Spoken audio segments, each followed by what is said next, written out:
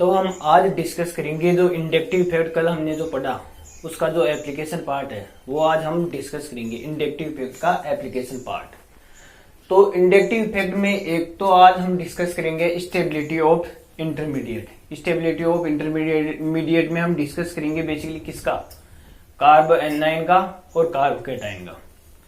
फिर reactivity of alkyl halide, यानी कोई भी एल्किल हैलाइड है यानी एल्काइल ग्रुप से कोई हैलोजन जुड़ा है तो उसकी रिएक्टिविटी का डिस्कस करेंगे। फिर रिएक्टिविटी ऑफ कार्बोनाइल कंपाउंड, यानी कार्बोनाइल यानी कोई भी ग्रुप जो C double bond O compound contain करता है, किसी भी कंपाउंड में ये ग्रुप है तो उसकी हम रिएक्टिविटी का डिस्कस करेंगे। फिर करेंगे रिएक्टिविटी ऑफ एल्कोहल। तो रिएक्टिविटी ऑफ कोई भी एल्कोहल ले सकते हैं हम, सिंपल एल्कोहल, तो उसकी हम रिएक्टिविटी का जब हम डिस्कस करेंगे तो हम एक तो H bond OH bond break के बेस पे करेंगे और एक RO बॉन्ड के बेस पे करेंगे, ब्रेक के बेस पे। फिर है acidic nature of H atom, यानी acidic nature of H atom में हम बेसिकली डिस्कस करेंगे 15 ग्रुप 16 और 17 ग्रुप के हाइड्राइड होगा, हम डिस्कस करेंगे इसके अंदर। फिर एसिडिक नेचर ऑफ कंपाउंड, यानी कोई भी कंपाउंड है उसका एसिडिक नेचर क्या है उसके बारे में डिस्कस करेंगे। और लास्ट में हम डिस्कस करेंगे हम बेसिक नेचर ऑफ कंपाउंड। तो अब हम इन जो एप्लीकेशन पार्ट है 7, अब हम इनको 1 बाय 1 डिस्कस करेंगे। तो हम पहले डिस्कस करेंगे स्टेबिलिटी ऑफ इंटरमीडिएट। तो इंटरमीडिएट की स्टेबिलिटी क्या होती है, तो हम इंटरमीडिएट की स्टेबिलिटी पढ़ने से पहले हम इसके बारे में कुछ जानेंगे कि इंटरमीडिएट हम बेसिकली एक तो कार्बोकेटाइन और एक कार्बो एनाइन, इन दोनों की स्टेबिलिटी के बारे में हम डिस्कस करेंगे। तो हम देखेंगे एक तो स्टेबिलिटी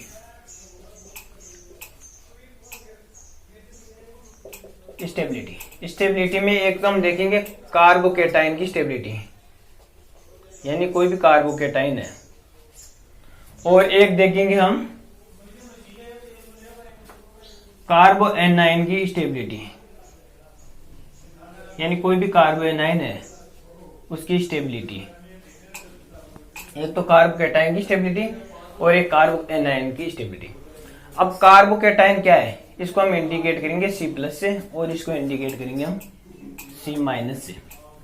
अब कोई भी कार्बोकेटाइन है तो कार्बोकेटाइन क्या है, यह एक इलेक्ट्रॉन डेफिशिएंट स्पीशीज है, यानी इलेक्ट्रॉन की कमी है इसमें, यानी इलेक्ट्रॉन डेफिशिएंट स्पीशीज। और जो कार्ब एनाइन है वो क्या है, इलेक्ट्रॉन रिच स्पीशीज है, यानी इसमें इलेक्ट्रॉन की क्या है, अधिकता है कार्ब एनाइन के अंदर। तो जो कार्ब कैटाइन है उसकी स्टेबिलिटी क्या होगी, इसकी स्टेबिलिटी प्रोपोर्शनल होगी किसके, +I इफेक्ट +H इफेक्ट और +R इफेक्ट, और कोई भी इलेक्ट्रॉन रिलीजिंग ग्रुप है उसके डायरेक्टली प्रोपोर्शनल होती है। तो ये +H +R इनका डिस्कशन हम आगे करेंगे। अब हम जो भी एग्जाम्पल सोल्व करेंगे वो ओनली +I के बेस पे करेंगे, क्योंकि अभी तक हमने क्या पढ़ा है, इंडक्टिव इफेक्ट पढ़ा है, और इंडक्टिव इफेक्ट में हमने पढ़ा है +I और -I। तो हम यहाँ पे कार्बोकेटाइन और कार्ब एनाइन जो इनकी स्टेबिलिटी है, इनकी स्टेबिलिटी हम ओनली इंडक्टिव इफेक्ट के बेस पे करेंगे अभी।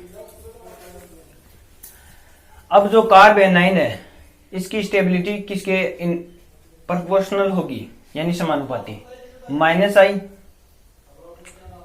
-R या M एक ही बात है, और एक -H इफेक्ट।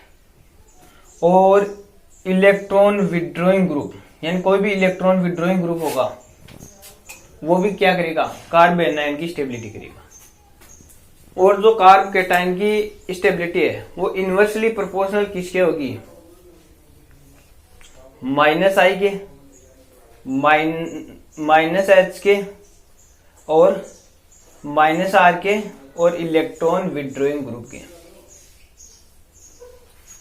और जो कार्ब एनाइन है उसकी स्टेबिलिटी इनवर्सली प्रोपोर्शनल किसके होगी? +I के, +H के,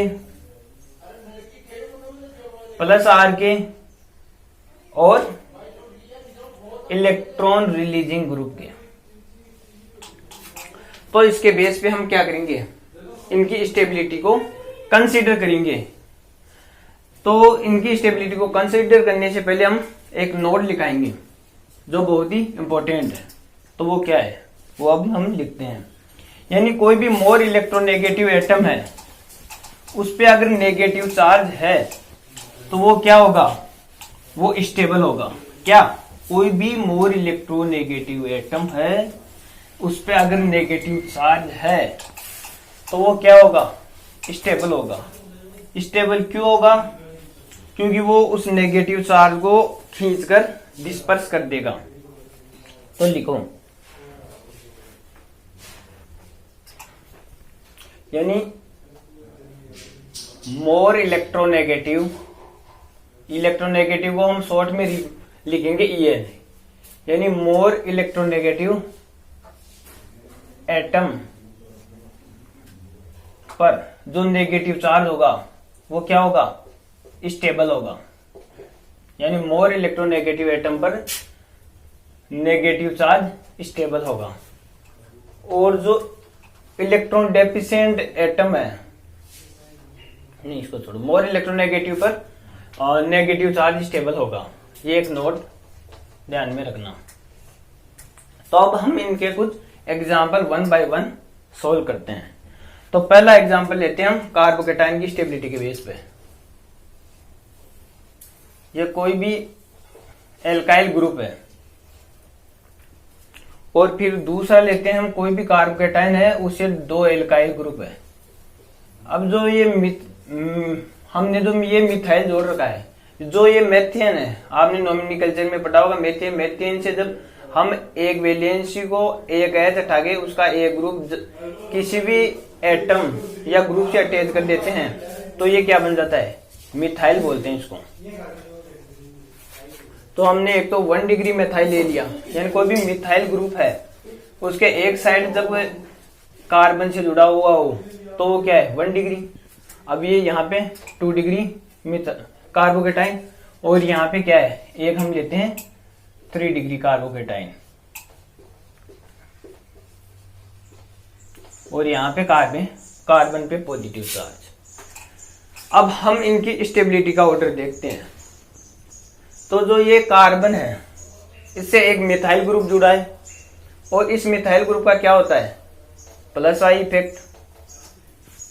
जो ये 2 डिग्री कार्बोकेटाइन है इसमें जो ये कार्बोकेटाइन है इस पे क्या है, 2 +I ग्रुप वाले मिथाइल ग्रुप अटैच है। क्योंकि +I मिथाइल ग्रुप है उसका क्या है, +I इफेक्ट है। और जो इस 2 डिग्री कार्बोकेटाइन है इसमें 2 मिथाइल ग्रुप जुड़े हुए हैं। इसका मतलब 2 +I वाले ग्रुप इससे अटैच है। अब इसमें देखते हैं तो इसमें 3 +I वाले ग्रुप इस कार्बोकेटाइन से अटैच है। तो मैंने पहले बताया था आपको कि कोई भी इलेक्ट्रॉन डेफिशिएंट स्पीशीज है उसकी स्टेबिलिटी +H, +I और +R वाले ग्रुप या इलेक्ट्रॉन रिलीजिंग ग्रुप जुड़ा हुआ हो तो वो इंक्रीज करता है। क्यों इंक्रीज करता है? क्योंकि ये क्या करेगा, अपने इलेक्ट्रॉन इस बॉन्ड पेयर के इलेक्ट्रॉन इसको देगा और इस पॉजिटिव चार्ज को डिक्रीज करेगा। यहाँ पे 2 तरफ से अपने इलेक्ट्रॉन देंगे इस बॉन्ड पेयर के और इसके जो पॉजिटिव चार्ज है उसको डिक्रीज करेंगे। यहाँ तीनों साइड से, इस साइड से, इस साइड से और इस साइड से तीनों अपने बॉन्ड पेयर के इलेक्ट्रॉन देंगे और जो ये पॉजिटिव चार्ज है इस डेफिशिएंसी को क्या करेंगे, ये कम करेंगे। तो इसके कारण हम इन तीनों की स्टेबिलिटी देखें। हम कार्बोकेटाइन की स्टेबिलिटी पहले ही बताया था, हम कार्बोकेटाइन को इंडिकेट करेंगे C+ से। अब कार्बोकेटाइन की स्टेबिलिटी इधर से इधर जाने पर क्या हो रही है, इंक्रीज हो रही है। अब इसका reason due to increase plus I effect. समझ में आ गई होगी आपको ये बात, क्यों स्टेबिलिटी कार्बोकेटाइन की इधर से इधर जाने पर बढ़ रही है, क्योंकि प्लस आई इफेक्ट बढ़ रहा है। यहाँ पे एक प्लस आई वाला ग्रुप जुड़ा हुआ है, यहाँ पे 2 प्लस आई वाले ग्रुप जुड़े हुए हैं, यहाँ पे 3 प्लस आई वाले ग्रुप जुड़े हुए हैं। इसके बाद में देखते हैं हम दूसरा एग्जांपल। जैसे कोई भी हम ले सकते हैं, जैसे हमने लिया CH3 CH2 प्लस, कोई एल्कीन ले लिया हमने,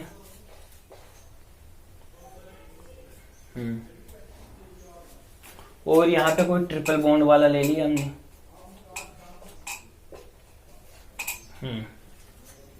ये कोई एल्कीन और ये कोई डबल बॉन्ड और ये सिंगल बॉन्ड। तब इनमें एल्केन, एल्कीन और एल्काइन, जब कार्बन कार्बन के मध्य जब सिंगल बॉन्ड होता है उसको कहते हैं एल्कीन, और जब डबल बॉन्ड प्रेजेंट हो इन बिटवीन कार्बन कार्बन तो ये एल्कीन, और जब ट्रिपल बॉन्ड हो इन बिटवीन कार्बन कार्बन तो ये एल्काइन, इसको हम एसिटिलीन भी कहते हैं। अब इनकी स्टेबिलिटी हम कंसीडर करेंगे, तो आप बताओ कि इनमें कौन सा कार्बोकेटाइन मोर स्टेबल होगा, ये कार्बोकेटाइन होगा या ये होगा या ये होगा। तो हम इनमें स्टेबिलिटी का ऑर्डर देखें तो इनमें जो 1 डिग्री कार्बोकेटाइन है एल्केन वाला वो सबसे ज्यादा स्टेबल होगा, फिर इसके बाद में ये, और फिर लास्ट में वो। तो हम जो कार्बोकेटाइन की स्टेबिलिटी देखते हैं, लेफ्ट से राइट जाने पर कार्बोकेटाइन की स्टेबिलिटी क्या हो रही है, डिक्रीज हो रही है। इसका रीजन देखते हैं कि स्टेबिलिटी डिक्रीज क्यों हो रही है। तो इसका रीजन देखते हैं हम, क्योंकि लेफ्ट टू राइट जाने पर क्या हो रहा है, परसेंटेज एस करेक्टर इंक्रीज हो रहा है, और परसेंटेज एस करेक्टर इंक्रीज होने से क्या होगा, EN इंक्रीज हो जाएगी। EN इंक्रीज होने से यानी इलेक्ट्रोनेगेटिविटी इंक्रीज हो जाएगी, और इलेक्ट्रोनेगेटिविटी ज्यादा होने से क्या होगा, कार्बोकेटाइन की स्टेबिलिटी डिक्रीज होगी। अब परसेंटेज एस करेक्टर क्या है और परसेंटेज एस करेक्टर का EN से क्या रिलेशन है वो थोड़ा जानते हैं हम ब्रीफ में।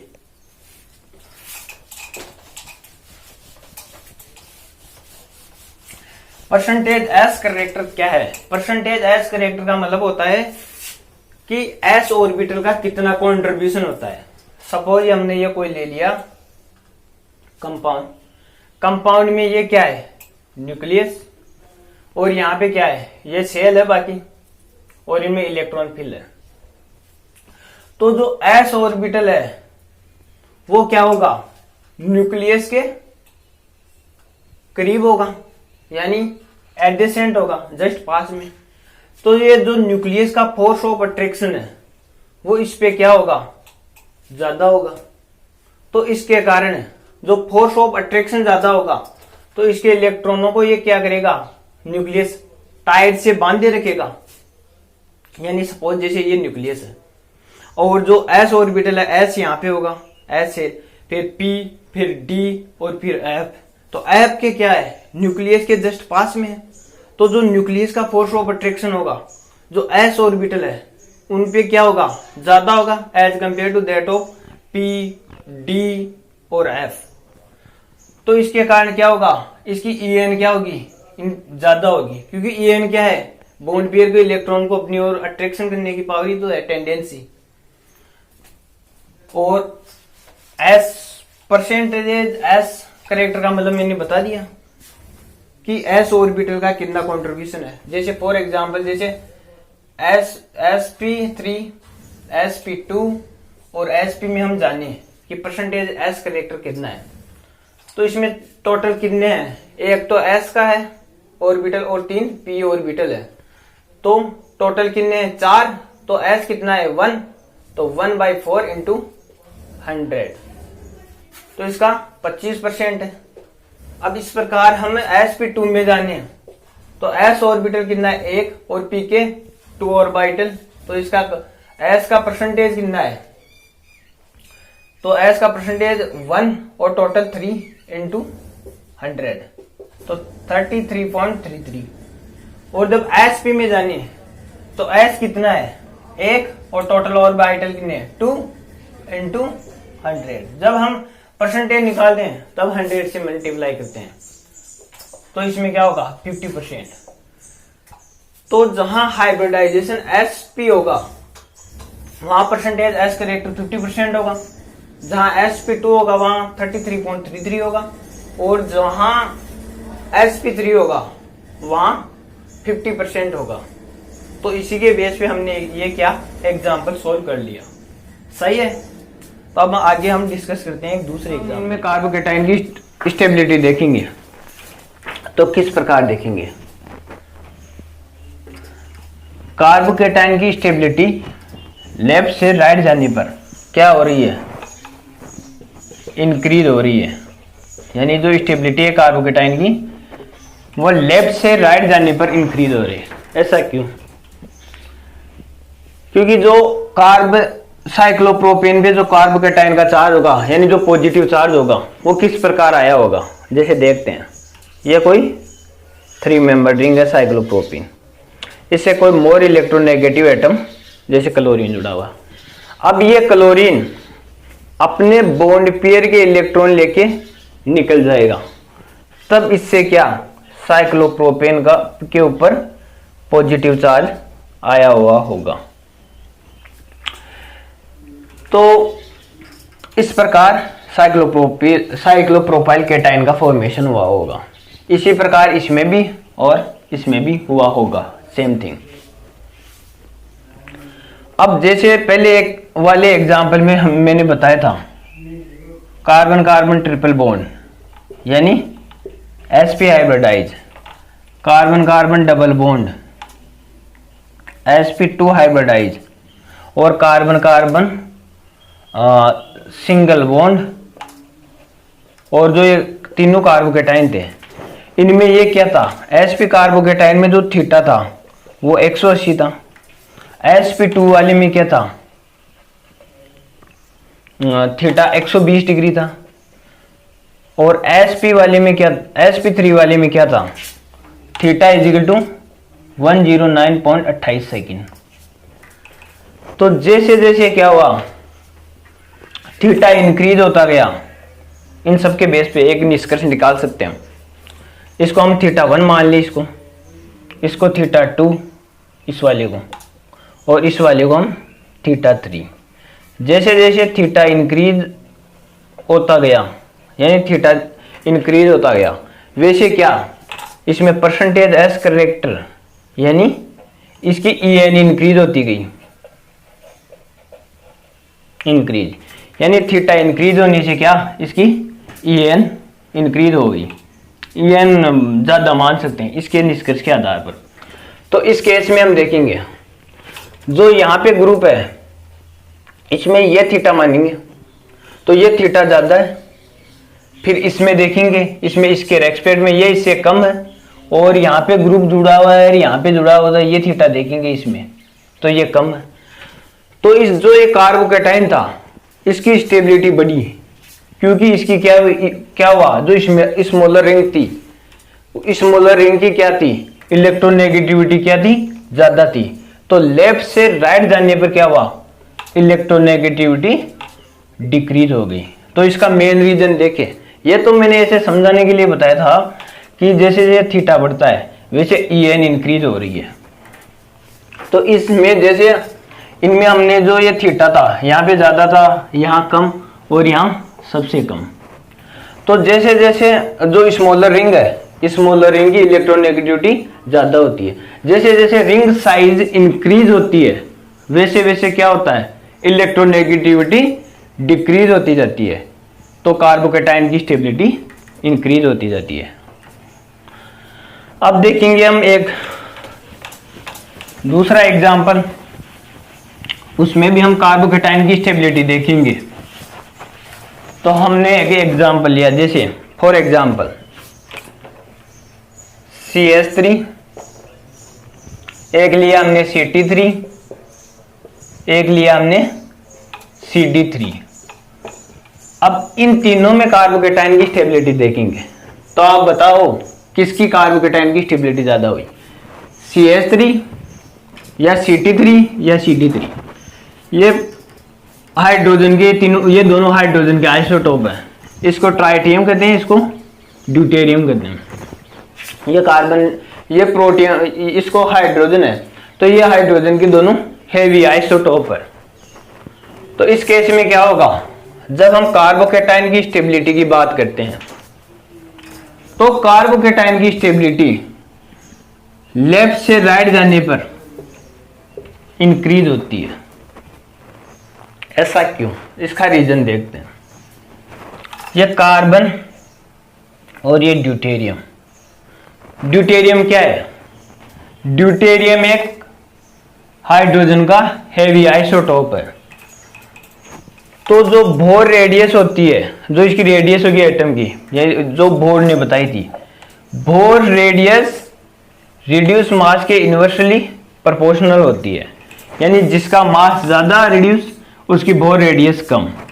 तो ड्यूटेरियम क्या है, हेवी आइसोटोप है। हेवी आइसोटोप होने से क्या होगा, जो ये बॉन्ड पेयर है, इसमें जो इलेक्ट्रॉन है उसकी डेंसिटी यहाँ तक इसका ऑर्बिटल है, तो इसकी इलेक्ट्रॉन डेंसिटी ज्यादा कार्बन के पास है।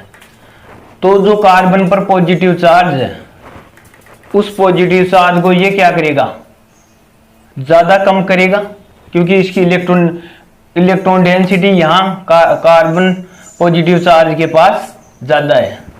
तो इस बेस पे हमने इसकी कार्बोकेटाइन की स्टेबिलिटी को डील किया। अब हम देखेंगे कार्ब एनाइन में स्टेबिलिटी। अब कार्ब एनाइन में स्टेबिलिटी देखने के लिए हम देखेंगे क्या होता है कार्ब एनाइन में स्टेबिलिटी। जैसे हमने एग्जांपल लिया कोई भी कार्ब एनाइन का, एक ये लिया, एक जो कार्ब एनाइन है उसमें दो तरफ या टू साइड से हमने मिथाइल ग्रुप अटैच किए, और एक जो कार्ब एनाइन लिया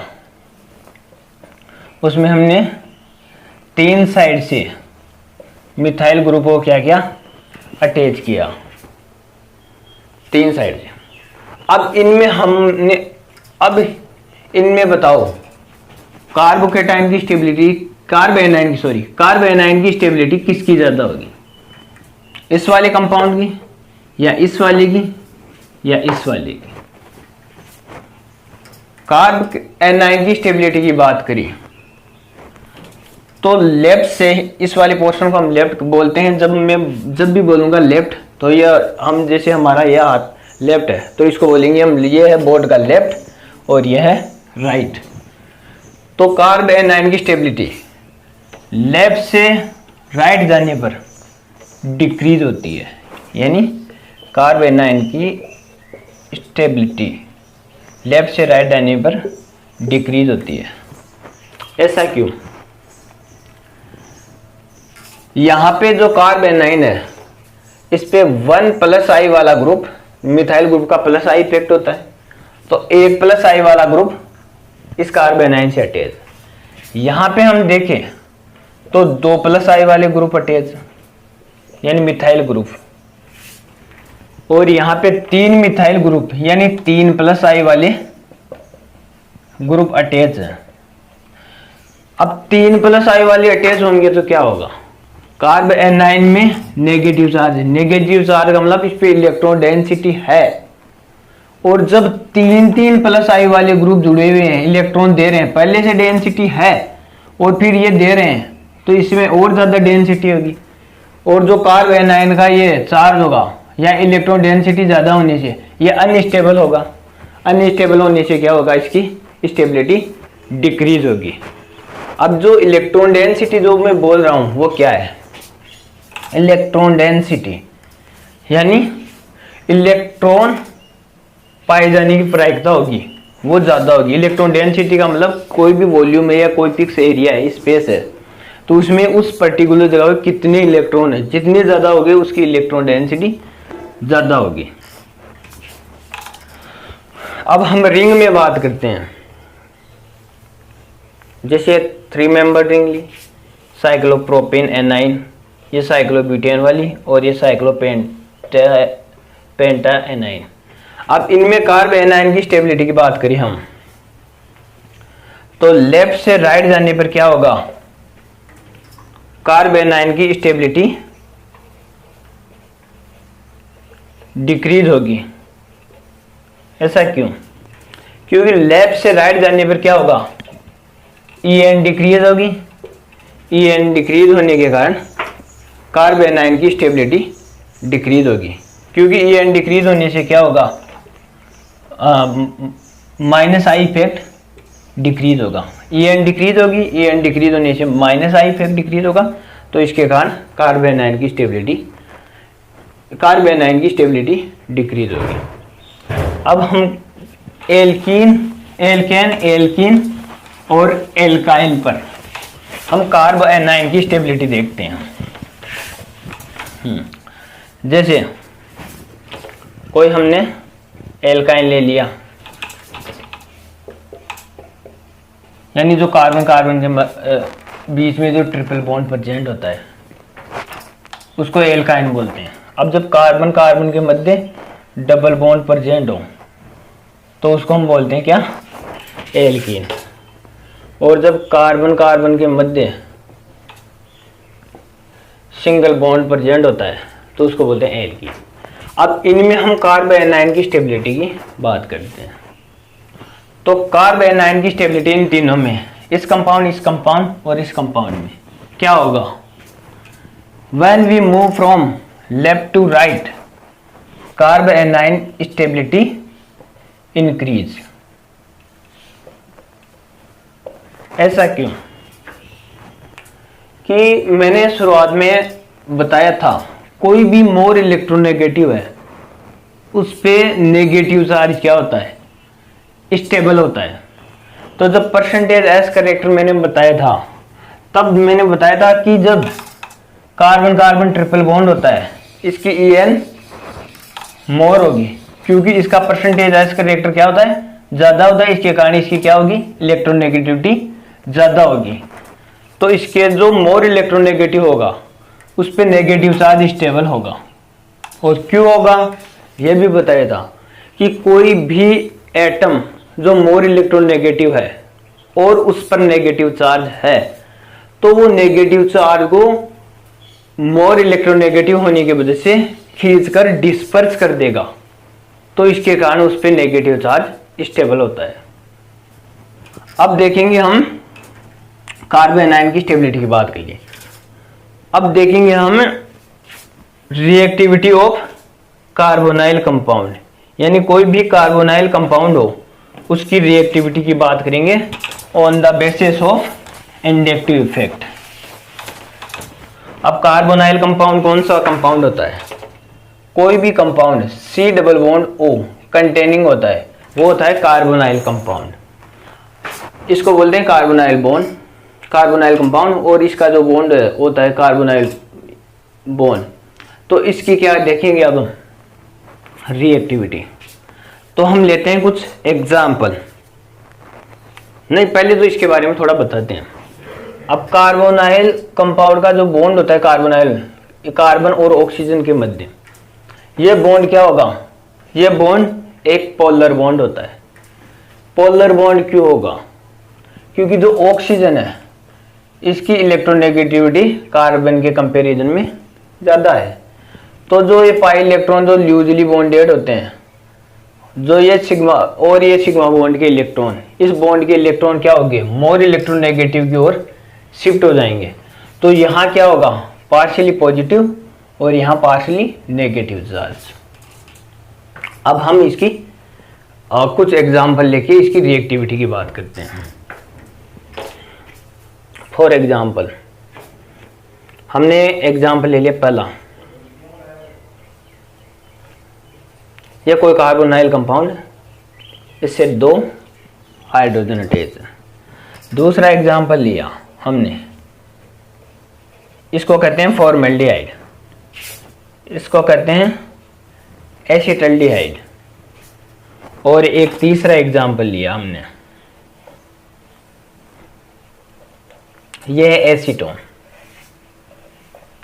अब इनमें कार्बोनाइल ग्रुप की रिएक्टिविटी की बात करते हैं। तो क्वेश्चन है रिएक्टिविटी ऑफ कार्बोनाइल ग्रुप, यानी रिएक्टिविटी ऑफ कार्बोनाइल ग्रुप बोल सकते हैं या कार्बोनाइल कंपाउंड। तो किस कार्बोनाइल कंपाउंड की रिएक्टिविटी ज्यादा होगी? अब जो फर्स्ट एग्जांपल है उसमें देखेंगे कि सी और कार्बन और ऑक्सीजन के बीच में जो बॉन्ड होगा वो क्या होगा? पोलर होगा। पोलर क्यों होगा? Due to electronegativity difference in between carbon and oxygen. So this bond pair electron shift toward more electronegative, so here the positive charge create and here del negative. ये क्या होता है? Partial shift. तो कोई भी incoming nucleophile होगा वो क्या करेगा? यहाँ इस नेगेटिव चार्ज या इस पॉजिटिव चार्ज पे क्या करेगा? अटैक करेगा। तो यहाँ दो हाइड्रोजन अटैच है तो उनका इंडक्टिव इफेक्ट क्या होता है? 0, क्योंकि हमने जो सीरीज बताई थी प्लस आई और माइनस आई, वो हाइड्रोजन को एक रेफरेंस एलिमेंट माना था क्योंकि इसके रेस्पेक्ट में हमने बताया था। तो इसका क्या है? 0। यहाँ पे जो पॉजिटिव चार्ज क्रिएट हुआ है डेल, तो यहाँ मेथाइल ग्रुप का प्लस आई इफेक्ट है जो क्या करेगा? इलेक्ट्रॉन डेंसिटी इधर पुश करेगा। इधर पुश करने से क्या होता है? इसकी जो पॉजिटिव चार्ज है वो क्या होगा? पार्शियल पॉजिटिव चार्ज डिक्रीज होगा। और जब यहां पे जाते हैं थर्ड एग्जांपल में, यहां पे क्या होगा? जो कार्बन पे पार्शियली पॉजिटिव चार्ज है, यहां पे दो यानी प्लस आई वाले यानी मिथाइल ग्रुप अटैच है, यानी ये क्या करेंगे? अपनी इलेक्ट्रॉन डेंसिटी इधर देंगे। इसके कारण क्या होगा? इसका पार्शियली पॉजिटिव चार्ज डिक्रीज होगा, यानी जो इसमें जो डेफिशिएंसी थी वो क्या होगी? डिक्रीज हो जाएगी, यानी इसमें इलेक्ट्रॉन आ जाएंगे। तो इसके कारण जो इलेक्ट्रॉन डेफिशिएंसी इसकी डिक्रीज हो गई, तो क्या इनकमिंग न्यूक्लियोफाइल यहाँ आके अटैक करना चाहेगा या इस पे जल्दी करना चाहेगा? यहाँ डिक्रीज हो रही है तो यहाँ मुश्किल से अटैक होगा as compare to that of this. तो अब रिएक्टिविटी सबसे ज्यादा किसकी होगी? इसको हम इंडिकेट करते हैं फर्स्ट, इसको सेकंड और इसको थर्ड। तो कार्बोनाइल बॉन्ड की रिएक्टिविटी सबसे ज्यादा किसमें होगी? फर्स्ट में। फिर इसके बाद में हम देखें तो सेकंड में होगी और लास्ट में देखें थर्ड की सबसे कम होगी। अब रीजन क्या है? Plus I effect increase. Plus I effect increase होगा तभी तो इसमें क्या होगी? इसकी जो डेफिशिएंसी है वो डिक्रीज हो जाएगी। अब बात करते हैं हम reactivity of alkyl halide. Alkyl halide है क्या? कोई भी एल्काइल ग्रुप है उससे हम जब हैलाइड अटैच हो तो उसको कहते हैं हम एल्किल हैलाइड। तो हम बात करेंगे रिएक्टिविटी ऑफ एल्काइल हैलाइड। जैसे फॉर एग्जांपल RCH2Cl, R या कोई भी मिथाइल इथाइल कुछ भी मान सकते हो आप। तो ये एल्काइल ग्रुप है, इससे क्या हैलाइड अटैच है। अब इसमें हेलोजन, अब हेलोजन X बराबर क्या हो सकते हैं? फ्लोरीन, क्लोरीन, ब्रोमीन, आयोडीन, ये हो सकते हैं X।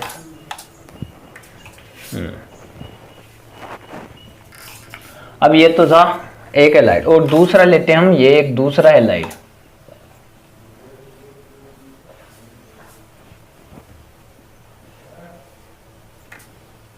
ये तो था